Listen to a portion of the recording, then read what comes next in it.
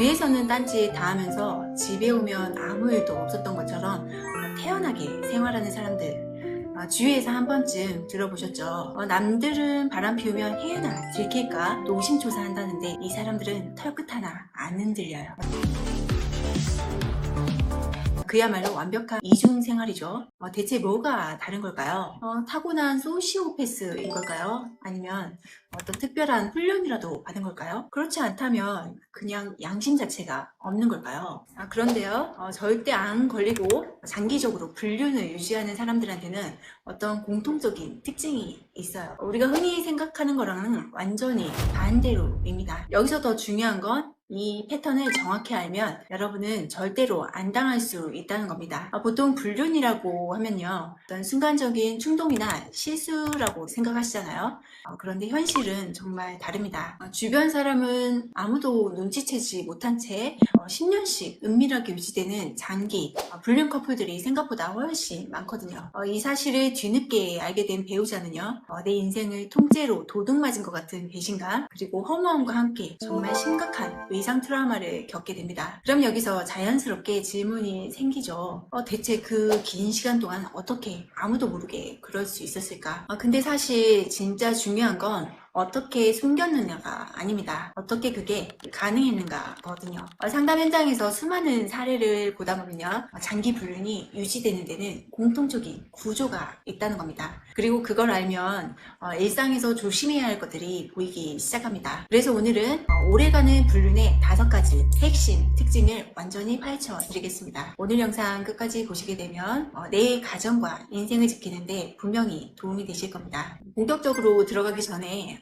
딱 하나만 먼저 짚고 갈게요. 장기 불륜 커플을 보고 사람들이 가장 많이 하는 착각이 뭔지 아세요? 저 정도면 찐사랑 아니야? 절대 아닙니다. 절대로 사랑이 아니죠. 서로의 인생을 망가뜨리는 가장 위험한 형태의 심리 장애입니다. 둘이 서로 갉아먹으면서도 관계를 못 놓는 거죠. 이 사람들은 이미 심리가 고장났기 때문에 스스로의 도덕심 그리고 죄책감으로 관계를 멈추지 못하는 상황입니다. 그러니까 배우자분들, 상대가 스스로 잘못을 깨닫기를 절대 기다리시면 안 됩니다. 외도 분야의 바이블이라도 책이 있습니다. 바로 외도 테라피에서는요, 장기 불륜을 사랑이 아니라 상대방의 반응에 강박적으로 의존하는 전형적인 관계 중독이라고 설명합니다. 그래서 심리가 건강한 사람이라면 상상도 못할 정도로 시간이 지날수록 죄책감은 옅어지고 자기 합리화의 벽만 두꺼워지면서 이걸 진짜 사랑이라고 착각하게 되는 거죠. 그리고 이 반응이 끊기면 극심한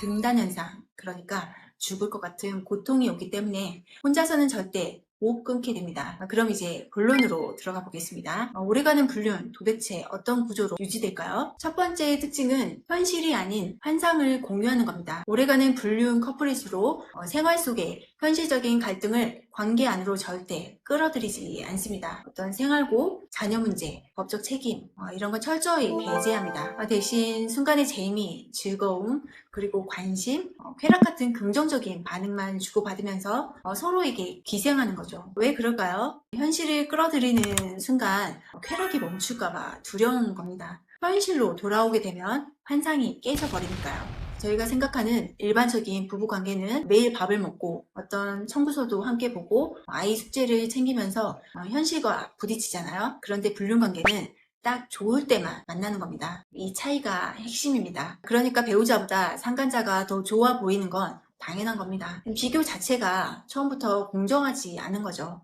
두 번째 특징은 비밀 공유를 통한 어떤 폐쇄적인 결속입니다. 남들한테 절대 말 못하는 관계라는 것 자체가 역설적으로 결속력을 더 높입니다.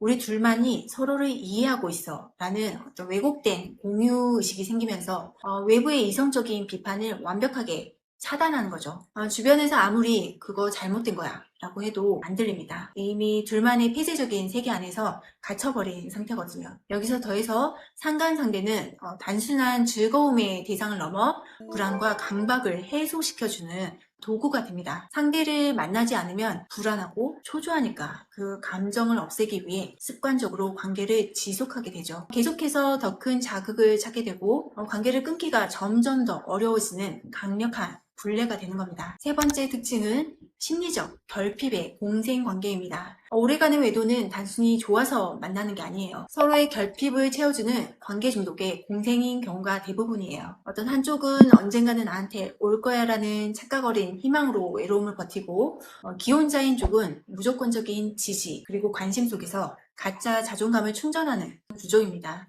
채워주고 있다고 착각하는 거죠. 건강한 방식이 아니라 서로를 갉아먹는 구조입니다. 그리고 여기에 성적인 결합의 강력함이 더해지면서 관계는 더욱 끊기 어려워집니다. 외도 테라피에서도 지적하듯이 어떤 새로운 자극은 강한 성 상처를 만들게 되고, 이게 치료되지 않으면 지속적으로 더 강한 자극을 찾아 헤매게 됩니다. 혼자서는 절대 빠져나올 수 없는 구조입니다. 네 번째 특징은 고착화된 자기 합리화입니다. 이 사람들이 어떻게 합리화를 하는지 보면 정말 놀랍습니다. 아내와는 이미 쇼윈도 부부야. 애들 때문에 어쩔 수 없이 이혼을 못하는 것 뿐이고 내 마음은 이미 너한테 있어. 이런 말을 반복하면서 스스로를 세뇌시키는 거죠. 상간녀 쪽도 마찬가지입니다. 상대방의 아내가 남편을 방치해서 내가 위로를 해주는 것 뿐이야 라며 자기 행동을 어떤 선이나 사랑으로 포장합니다. 자신의 행동이 잘못됐다는 걸 알면서도 정당화할 명분을 끊임없이 만들어내는 거죠. 이게 쌓이고 쌓이면 나중에는 진짜로 자기가 피해자라고 믿게 됩니다. 그래서 더 무서운 거예요.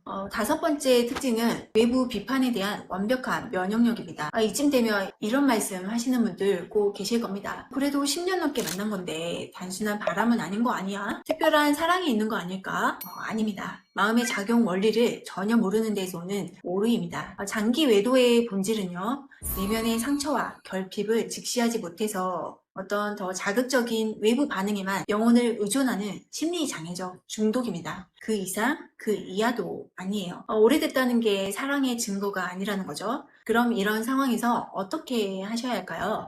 아내분이 눈물만 흘리거나 말로 설득하려고 하면요, 오히려 남편의 자기 합리화만 강화시킵니다. 이미 합리화의 벽이 두껍게 쌓인 사람한테 말이 통할까요? 말이 통할 리가 없어요. 그리고 더 중요한 게 있습니다. 남편한테 향하는 과도한 집착 그리고 신경 쓰는 거 지금 당장 끊어내셔야 합니다. 지금 아내는 외상 트라우마로 무너진 내 내면을 치료하고 내 삶을 내가 통제하고 가꾸는 행복 능력을 되찾는 것, 이것만이 이 파멸의 악순환을 끊어낼 수 있는 유일한 답입니다. 인생 뭐 있어, 즐기면서 사는 거지, 일탈을 자랑하는 사람들이 있습니다. 그분들은 그 화려한 포장지 뒤에 뭐가 있는지 아시나요? 내면이 완전히 썩어서 행복 능력을 상실한 사람들이에요. 스스로 행복해지는 능력이 없으니까 밖에서 자극을 찾아 헤매는 거거든요. 이 공생의 함정에서 내 가정을 지키고 나를 구할 수 있는 힘은 남편의 반성이 절대 아닙니다. 오직 피해 배우자인 아내의 냉철한 자각 그리고 단호한 행동에 달려 있습니다. 지금 배우자의 장기 외도로 힘든 터널을 지나고 계시거나 관계 중독의 사슬을 끊어낼 구체적인 치유 그리고 대응 방법을 찾고 싶으시다면 언제든지 저희 불륜 수용소의 전문 프로세스를 확인해 주시기 바랍니다. 오늘 영상이 도움이 되셨다면 구독과 좋아요 꼭 부탁드리고요. 소중한 의견도 댓글로 남겨주시면 감사하겠습니다.